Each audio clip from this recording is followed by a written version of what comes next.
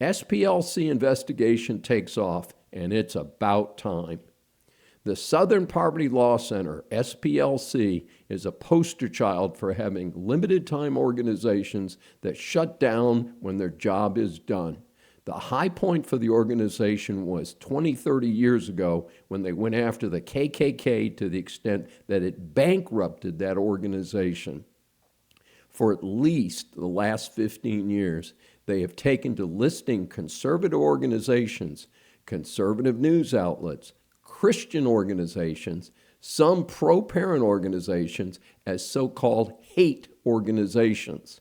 This has then been used to block the falsely labeled organizations from access to corporate donations and in some cases block them from social media sites. In other words, they are now accused of causing the type of mayhem they were supposed to fight. About 10 years ago, I had the misfortune to attend a speech by the person then heading the SPLC.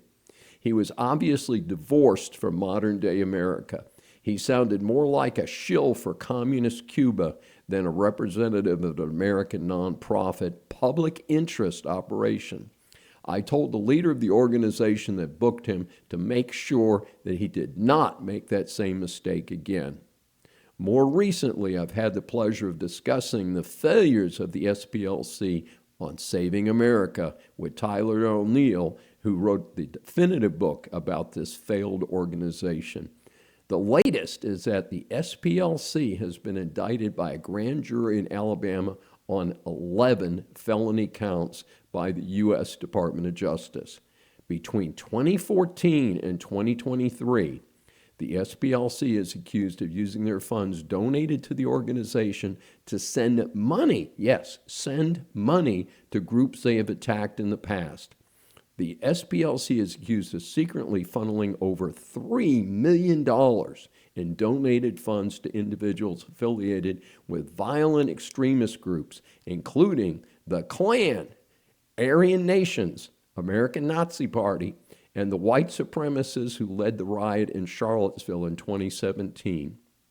My best guess is that due to their prior success, they were running out of boogeymen and decided to kick up the action so they could look like they were doing something.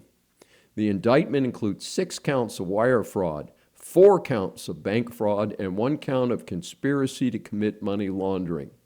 These are really terrible acts if proven. Obviously, the corporations who helped fund the SPLC thought they were funding a legit organization.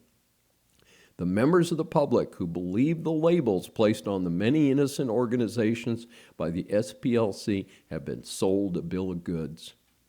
Of course, the SPLC has denied the allegations. It specifically claimed it put informants in some of the target organizations to gain information, not to fund the bad guys.